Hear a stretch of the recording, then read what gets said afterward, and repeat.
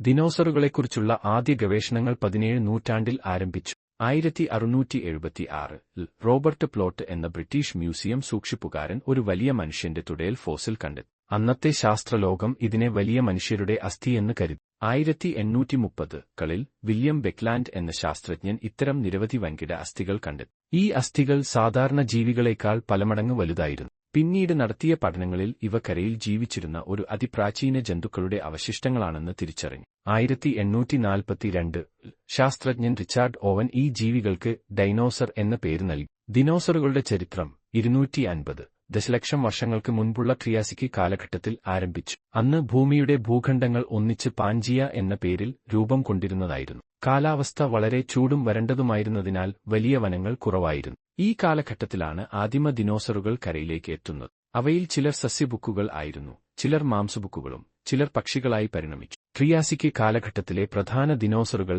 ഹെറാഡോറസ്, പ്ലേറ്റിയോസോറസ് എന്നിവയായിരുന്നു. ഇവ വളരെ ചെറിയതും വേഗതയേറിയതുമായ ജീവികളായിരുന്നു. ജുറാസിക് കാലഘട്ടത്തിൽ 201 ദശലക്ഷം വർഷങ്ങൾക്ക് മുമ്പ് ദിനോസറുകൾക്ക് വളരാൻ മികച്ച സാഹചര്യത്തിൽ ജീവിച്ചു. മഴ വർദ്ധിച്ചതിനാൽ കാടുകൾ തഴച്ചു വളർന്നു, ധാരാളം സസ്യബുക്കുകൾ ഉരുത്തിരിഞ്ഞു. അതിന്റെ ഫലമായി സ്റ്റെഗോസോറസ് പോലുള്ള വലിയ സസ്യബുക്കൻ ദിനോസറുകൾ വംശനാശം നേരിടാതെ വളരാൻ തുടങ്ങി. ദിനോസറുകളുടെ ഭക്ഷണശൃംഖലയുടെ അടിസ്ഥാന ഘടകങ്ങൾ സസ്യങ്ങളായിരുന്നു. സ്റ്റെഗോസോറസ് തുടങ്ങിയ വലിയ സസ്യബുക്കൻ ദിനോസറുകൾ ഭൂമിയിൽ തഴച്ചു വളർന്നു. ചില ദിനോസറുകൾ ഉയർന്ന മരങ്ങളിലെ ഇലകൾ പോലും കഴിക്കാൻ കഴിവുള്ളവരായിരുന്നു. എന്നാൽ ഭൂമിയിലെ ഏറ്റവും ഭയങ്കര മാംസബുക്കുകളും ഈ കാലഘട്ടത്തിൽ ഉണ്ടായി. അവയിൽ ഏറ്റവും ഭീകരൻ ടൈരാനോസോറസ് ആയിരുന്നു. ടൈരാനോസോറസ് വളരെ ശക്തിയുള്ള പല്ലുകളുള്ള ഭീകരമായ മാംസബുക്കുകളായിരുന്നു. അതിന് 60 കോടി വർഷത്തോളം ഭൂമിയിൽ ഭീകരനായ രാജാവായി നിലകൊള്ളാൻ കഴിഞ്ഞു. 66 ദശലക്ഷം വർഷങ്ങൾക്ക് മുമ്പ് ഭൂമിയുടെ ചരിത്രത്തിലെ ഏറ്റവും വലിയ അപകടം സംഭവിച്ചു. ഒരു വൻ ഉൽക്ക ഭൂമിയിലേക്ക് ഇടിച്ചു വീണു. മെക്സിക്കോയിലെ ചിക്സുലൂബ് പ്രദേശത്ത് ഇടിച്ചുകയറിയ ഈ ഉൽക്ക ഭൂമിയിലെ താപനില ക്രമാതീതമായി വർദ്ധിപ്പിച്ചു.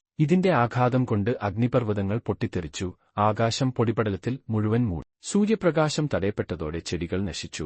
ഭക്ഷണക്ഷാമം കാരണം വലുതും ചെറുതുമായ ദിനോസറുകൾ ഭൂമിയിലെ താപനില അസാധാരണമായി ഉയർന്നു, മഴപ്രദേശങ്ങൾ ഉണങ്ങി, സമുദ്രങ്ങളിൽ അമ്ലത്വം വർദ്ധിച്ചു. ചില ദിനോസറുകൾക്ക് കൂടുതൽ കാലം അതിജീവിക്കാനായിരുന്നില്ല. പല സസ്യബുക്കുകളും ഭക്ഷണക്കുറവിനെ തുടർന്ന് വിശന്നു ചത്തു. ഭൂമിയിലെ 75% ജീവികൾ ഈ മഹാവിപത്തിനെ തുടർന്ന് നശിച്ചു. അങ്ങനെ ഭൂമിയിൽ നിന്നുള്ള ദിനോസറുകളുടെ ആധിപത്യകാലം അവസാനിച്ചു. ദിനോസറുകൾ പൂർണ്ണമായും ഇല്ലാതായില്ല. അവയുടെ ചില അംശങ്ങൾ ഇന്നും ജീവന്റെ തുടർച്ചയായി നിലനിൽക്കുന്നു. ഇന്നത്തെ പക്ഷികൾ, ചില സർപ്പങ്ങൾ, കാമോഡോ ഡ്രാഗണുകൾ, മുതലകൾ, അലിഗേറ്ററുകൾ എന്നിവയെ ദിനോസറുകളുടെ നേരിട്ടുള്ള ബന്ധുക്കളായി ശാസ്ത്രലോകം കരുതുന്നു. ശാസ്ത്രജ്ഞർ ഇന്നും പുതിയ ദിനോസർ അവശിഷ്ടങ്ങൾ കണ്ടെത്തിക്കൊണ്ടിരിക്കുന്നു. ഭാവിയിൽ ദിനോസറുകളുടെ DNA ഉപയോഗിച്ച് അവയെ പുനരുദ്ധരിക്കാമോ എന്ന ചോദ്യത്തിന് ഇതുവരെ ഉറപ്പുള്ള മറുപടി ലഭിച്ചിട്ടില്ല. ദിനോസറുകൾ മനുഷ്യരാശിയെ പഠിപ്പിക്കുന്ന ഒരു വലിയ പാഠം: ഭൂമിയിലെ ആരും ശാശ്വതരല്ല.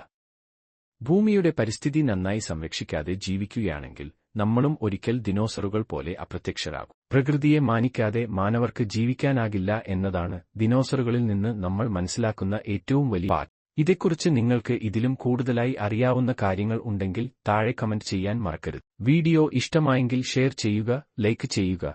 ചാനൽ ഇതുവരെ സബ്സ്ക്രൈബ് ചെയ്തില്ലെങ്കിൽ ഒന്ന് സബ്സ്ക്രൈബ് കൂടി ചെയ്യൂ. മറ്റൊരു വിഷയവുമായി വീണ്ടും കാണും വരെ ഗുഡ് ബൈ.